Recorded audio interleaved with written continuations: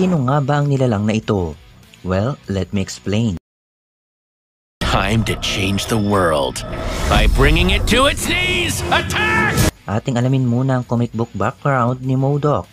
Sa comics, si MODOK ay ginaganapan ni George Carton. Siya ay isang technician na nagtatrabaho sa kumpanyang tinatawag na AIM o Advanced Idea Mechanic.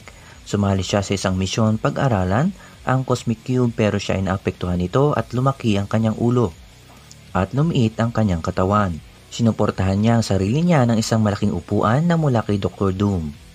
Isa sa mga kapangyarihan niya ay psychic at higit na katalinuhan, telepathy, force field at marami pang iba.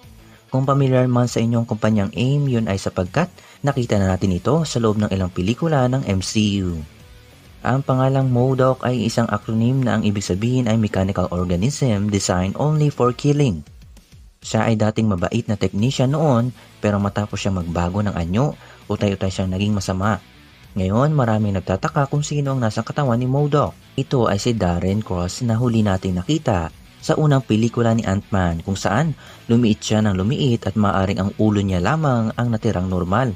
Matapos siya makapasok sa quantum realm at maaring tinulungan siya ni Kang upang maging kanang kamay niya. Isa namang katanungan ang ating nasagot. May request ka ba o katanungan? Let me know in the comments down below. And syempre, let me explain, leave a like, subscribe my channel, push that bell, itong M-Stream. Thanks for watching. And do you know what MODOK stands for? Mental organism designed only For killing.